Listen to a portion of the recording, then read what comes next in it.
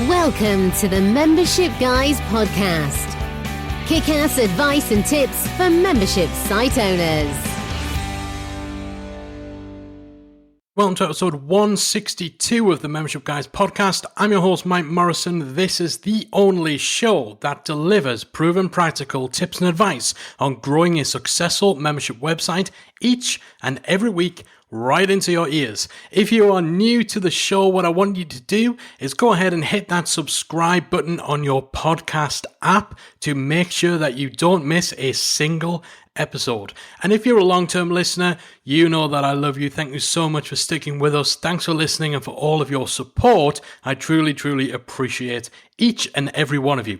Okay, so for this episode, I am pulling out my soapbox. Those of you who listen for a while will know that from time to time, I rail against some of the biggest myths and misinformation in the membership space. And today, I want to bust perhaps the biggest myth when it comes to memberships, one that's been doing the rounds for years, something that's behind a lot of anxiety and a lot of worry amongst membership owners. Tell me if you've heard this one before. The average length of time someone will stay subscribed to your membership is only 3 months. You've heard that before, right? You've seen supposed experts throwing this statistic around, right?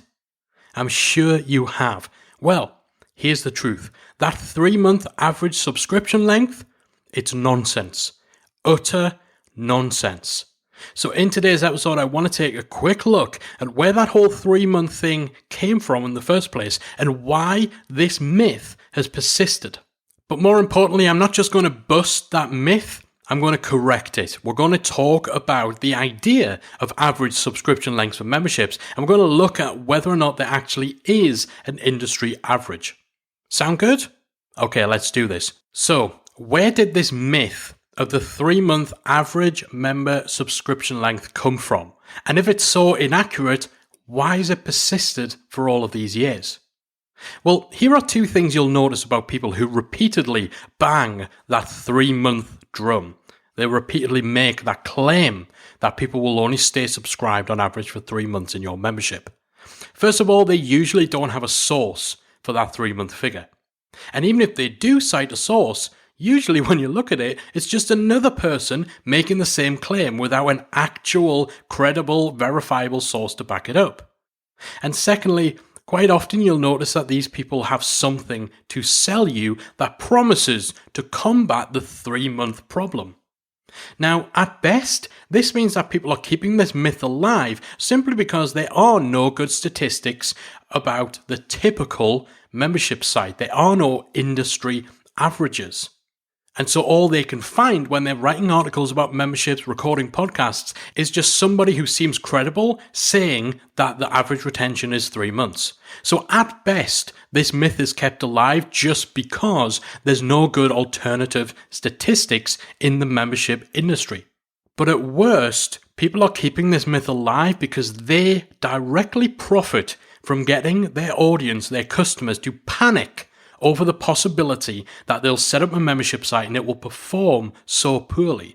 Because a 3-month retention is bad. It's terrible, right?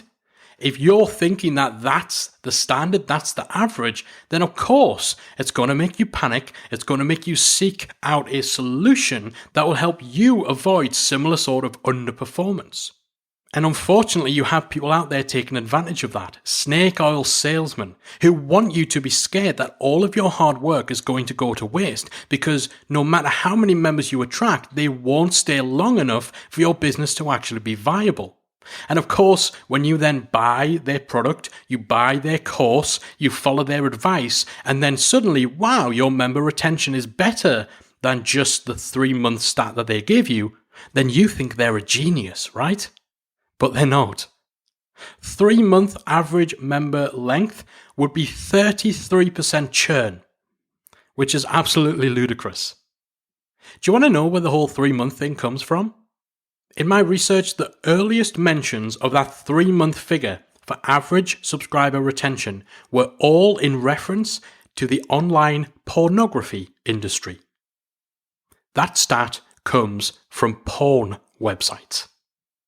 Now, yes, of course, technically, they are membership sites, but I'm betting that your membership doesn't fit into that category, right?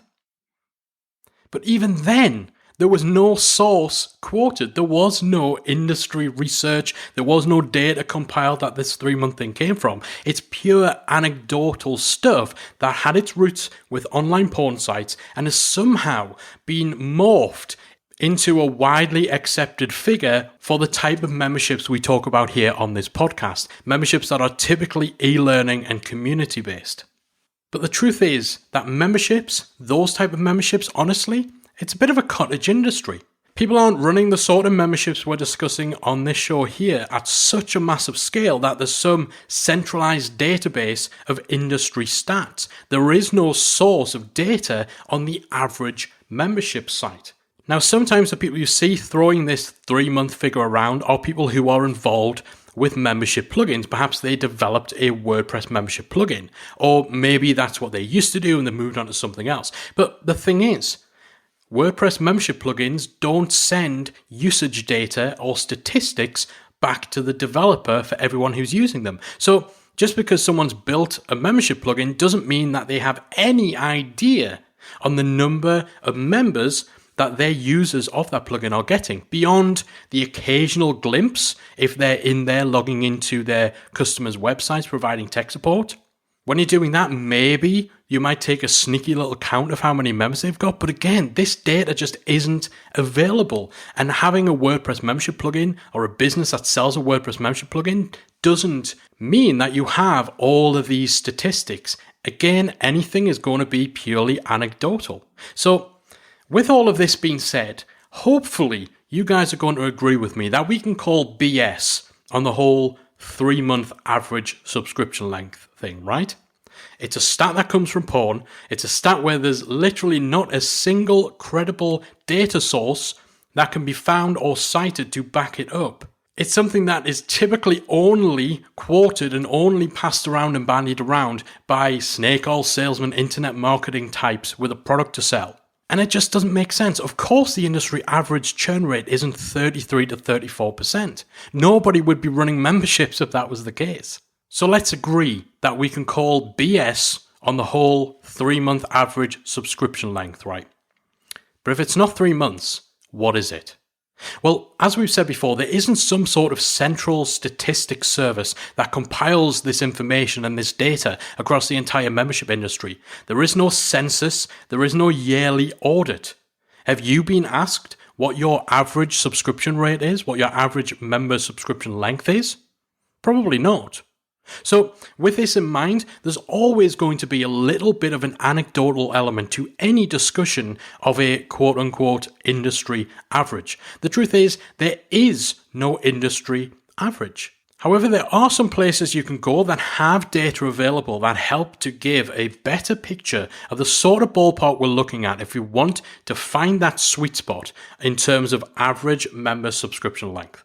So we've taken a look at some of these places. The first source we're going to look at is a service called Recurly. Recurly is a subscription management platform, and they compile publicly available stats and KPIs based on the performance of their own customers who are running subscription businesses. So these include memberships, but they also include things like software as a service, subscription box companies, and so on. So any type of business that has a recurring payment element that manages subscriptions. So not just memberships. Now, their overall churn rate for all the subscription businesses that use their service is 6.73%. That works out at around about 14 to 15 months average subscriber length. For B2B subscription businesses, it's only 6.22%. So those are subscription companies that operate purely on a business-to-business basis. Their customers are other businesses. For B2C, which is business to consumer, that churn rate is higher. It's around about 8.11%, or roughly 12 months.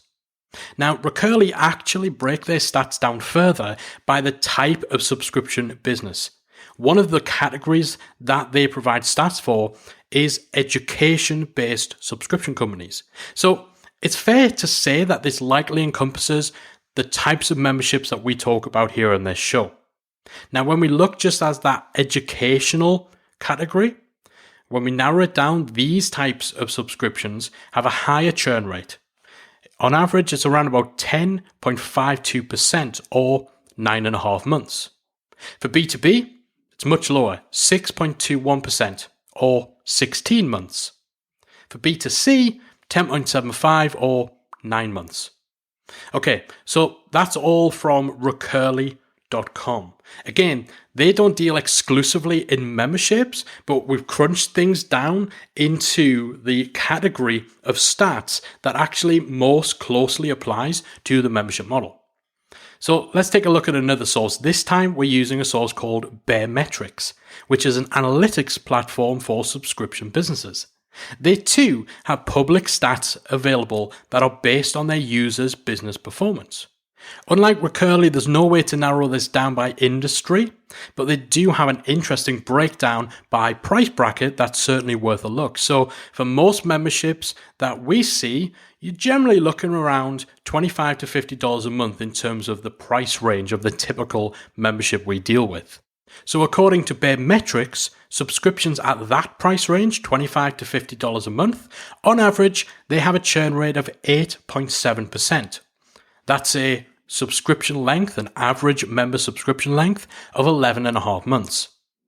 At the $10 to $25 a month range, that churn rate is 6.8% or 14.5 months. And at the $50 to $100 a month price range, so a higher ticket membership, it's 8.3% churn rate or 12 months. So there's a lot of numbers there. We're starting to see some patterns, right? A ballpark range is emerging in terms of how long people typically stay subscribed to memberships and subscription products. And it's definitely not 3 bloody months. Now, of course, I've been doing my best to keep giving caveats to those numbers because they're not coming exclusively from the type of memberships most of you guys are running or from the type of membership that we're running ourselves at membersiteacademy.com. Although, again, in the case of Recurly.com, I think it's a fair connection to draw between the education subscription business category and the sort of sites we're talking about here, essentially subscription e-learning.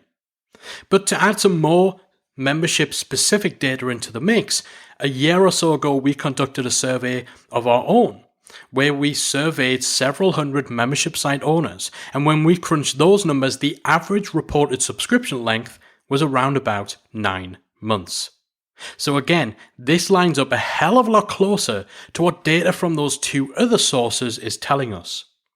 9 to 12 months seems to be the sweet spot here, and that's 3 to 4 times more than the 3-month figure that constantly gets thrown around.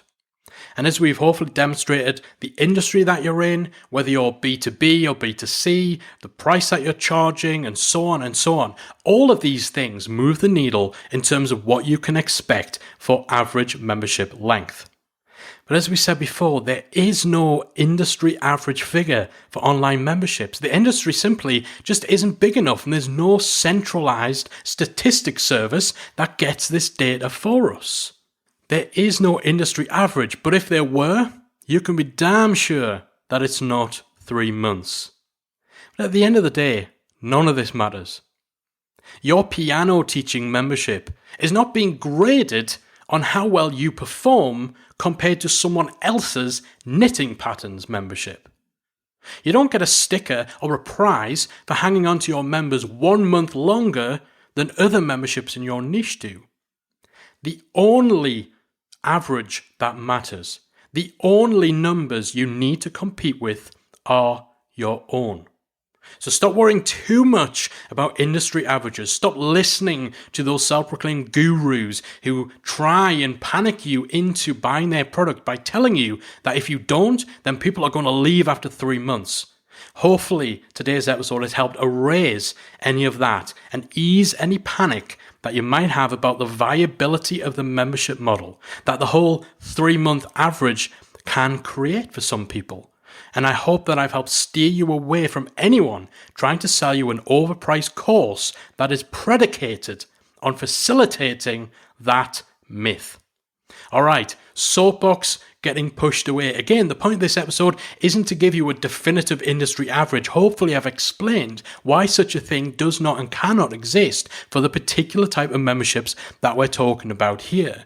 But even in the absence of that certifiable, rock-solid industry average for memberships, even in the absence of all of that, I do hope some of the data that we've looked at, some of the sources we've reviewed, quite clearly indicates that the ballpark we're looking at is far longer than the 3 months that is so often quoted.